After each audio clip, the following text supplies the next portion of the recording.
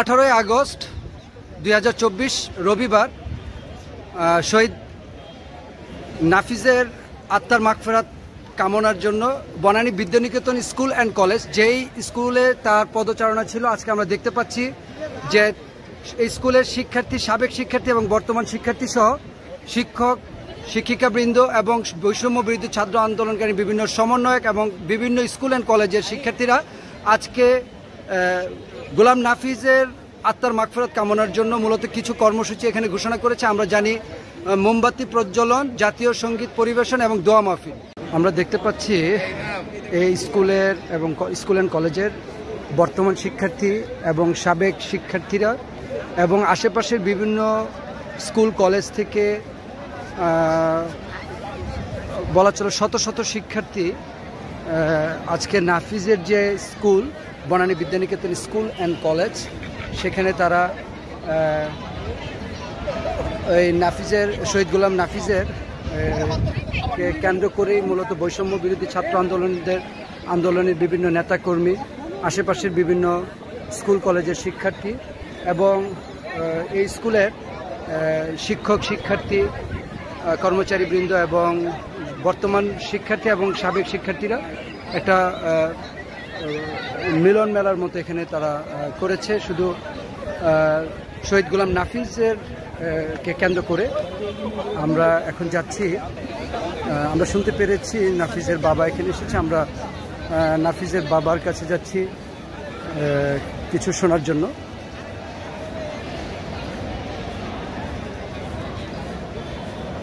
ছাত্র আন্দোলনের পক্ষ থেকে আজকে মোমবাতি প্রজ্বলন, দোয়া মাহফিল এবং অন্যান্য আরও অনেক অনুষ্ঠান বৈষম্য বিরোধী ছাত্র আন্দোলনের বিভিন্ন সমন্বয়কারীরা সমন্বয় করে আজকে 2000 মোম প্রজ্বলন করবে। এবং আজকে এই শহীদ গোলাম নাফিজের যে বাবা, শহীদ গোলাম নাফিজের বাবার সাথে আমরা একটু কথা বলবো। আসসালামু আলাইকুম। যে আজকে গোলাম নাফিজের কে কেন্দ্র করে কি কি অনুষ্ঠান এখানে? গোলাম নাফিজকে কেন্দ্র করে, শহীদ মোহাম্মদ গোলাম নাফিজকে কেন্দ্র করে আজকে বনানী বিদ্যানিকেতন স্কুল অ্যান্ড কলেজের পক্ষ থেকে শোকসভা এবং দোয়ার মাহফিলের আয়োজন করা হয়েছে। সবাই যারা বৈষম্য বিরোধী ছাত্র আন্দোলন, এক দফা আন্দোলন যারা নিহত হয়েছে, শহীদ হয়েছে, তাদের সুবাদে আজকে এই অনুষ্ঠান।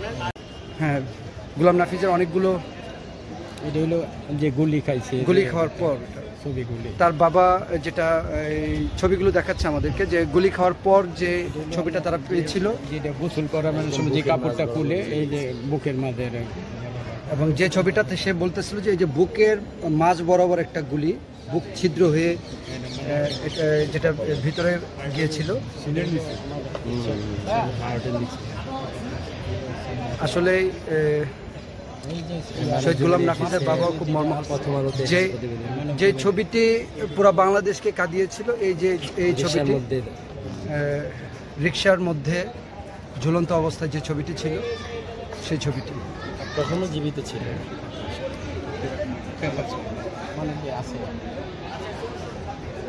এই শহীদদের স্মরণে সবাই 1 মিনিটের নীরবতা পালন করছে, আমরা দেখতে পাচ্ছি। আমার ছেলের নাম হল Golam Nafiz, SSC golden A plus BA, Bangladesh নৌবাহিনী কলেজে ফার্স্ট ইয়ারে ভর্তি হচ্ছে। অত্যন্ত দুঃখের সর্বশেষ 4 আগস্ট রোজ রবিবার সকালবেলা নাস্তা খেয়ে যখন বের হয়, বললাম যে আপু তোমার আজকে কোথায়? বললো যে আজকে আপু আর একটু তিতুমির কলেজে যাবো। আমি বললাম ঠিক আছে, খুব সাবধানে। তিতুমির কলেজ থেকে শুরু করে সে হেঁটে তার বন্ধুদের নিয়ে ফার্মগেট এবং সোনারগাঁর মোড়ে অংশগ্রহণ করে। সেখান থেকে যখন শাহবাগের উদ্দেশ্যে রওনা হয়, সেখান থেকে যখন শাহবাগ থেকে একটা মিছিল ফার্মগেটের দিকে যেতে থাকে, তখন সে এই মিছিলে অংশগ্রহণ করে ফার্মগেটে অ্যাটেনশন নেওয়ার পরেই সে 3টার সময় আরেকটা মোবাইল থেকে তার বাচ্চার মাকে ফোন করে বলে যে আম্মু আমি ফার্মগেট আছি, আমি ভালো আছি। তখন তার মা বলে তুমি তাড়াতাড়ি আসো। এরপরে থেকে সে নিখোঁজ, আর খবর পাচ্ছি না। 3:30, 4টা, 4:30টার পরে যখন আমি মোবাইলে আধা ঘন্টা পর পর ফোন দিই, তারপরও সে কোনো খোঁজ মিলে না। তারপর আমি বনানী থেকে ফার্ম গেটের উদ্দেশ্যে বিদেশনী মোড়ে একটা হুন্ডার দিয়ে যাই। যাওয়ার পরে এখান থেকে আমি হেঁটে যে পরিস্থিতি দেখি, হুন্ডারওয়ালা ভাই আমাকে বলে যে ভাই আপনার যে পরিস্থিতি এখানে নামবেন, খুব খারাপ পরিস্থিতি, রুটঘাটে অবস্থা, গোলাগুলি, বোমা, মানে করে খুব খারাপ অবস্থা। আমি বলি ভাই আমি এখানে মরলেও আমার ছেলেকে আমি খুঁজে বের করবো। এখান থেকে হেঁটে হেঁটে সবগুলি আমি দেখতে দেখতে সোনারগাঁর মোড়ে যাই। আবার এখান থেকে টান দিয়ে যখন ফার্ম গেটের আবার এনটিভির সামনে থেকে পশ্চিম পাশে থেকে ফার্ম গেটে আসি, তখন কোনো সন্ধান পাই নাই। 7:30, 8টা মনে করে বেজে গেছে। তখন আমি বাসায় ফোন দিয়ে যে বলি যে কি করা যায়, তখন বললো যে দেখো থানাগুলি, তখন তেজগাঁও থানা, 2 থানা, এরপরে গলাবাগান থানা, শাহবাগ থানা, সব থানাতে খুব খবর নেই। আমার এক বন্ধু এসপি, তারই দিয়ে মনে করছি ITTV, সব দিকে খোঁজ খবর নেওয়ার পরে কোনো সন্ধান মিলে না। অনেক খোঁজাখুঁজি করার পরেও তার কোনো সন্ধান পাই নাই। অত্যন্ত মর্মাহিত হয়ে আমি তখন আবার 11:30টার দিকে বাসা, 12টা বাজে আমি অকালি বাসা আসি, রাত 12টা। তখন আসার পরে তখন আমার বড় ছেলেটা বলে যে আপু কে জানি মনে করে মোবাইলে একটা ছবি দিচ্ছে নেটে, এটা একটু দেখো। দেখার পর আমি ফাইন্ড আউট করি যে আমার ছেলে আর দুনিয়াতে জীবিত নেই, সে মৃত। এখান থেকে আমি প্রতিজ্ঞা করি যে সব হসপিটালে মর্গে আমি দেখতে চাই, সব হসপিটালে এবং পিজি হাসপাতাল শুরু করে এবং ঢাকা মেডিকেলের নতুন পুরাতন ভবন সবগুলি খুঁজে দেখার পরে কোনো সন্ধান পাই নাই। আমি এক এক করে সব টিভিনে এবং মর্গে 17টা লাশ দেখে মুখ খুলে আমি দেখি ফাইন্ড আউট করার যাই কি না, দেখি কোনো খবর নেই। সর্বশেষ আমার শালা এবং শালার বউকে যখন যাই সাথে, তখন তাদেরকে বলি যে তোমরা পঙ্গু হাসপাতালে এবং সোহরাওয়ার্দী হাসপাতালে যাও, এইখানে মর্গে দেখো।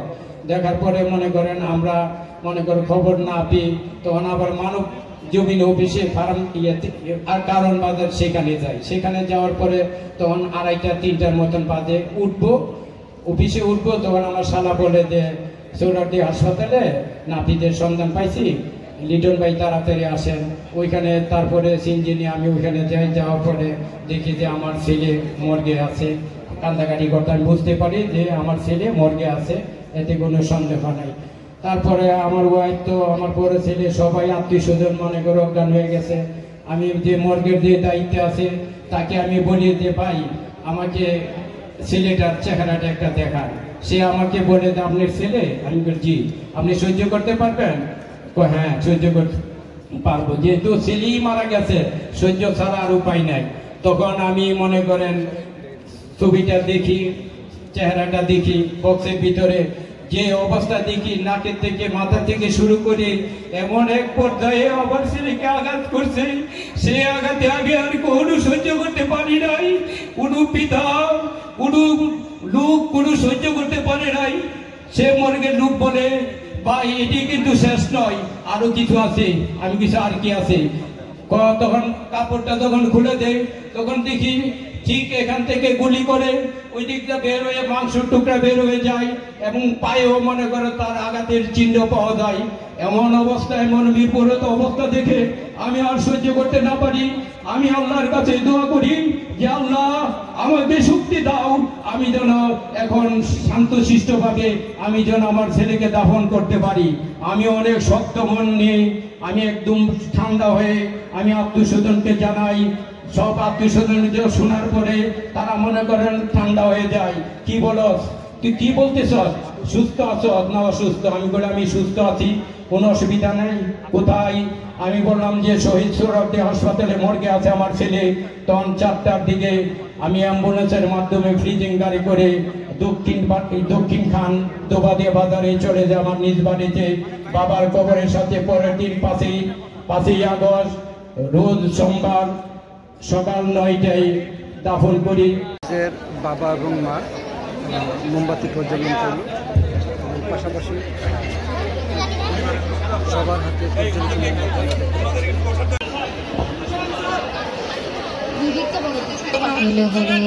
শুরু করবো। হ্যাঁ ওকে, রেডি রেডি।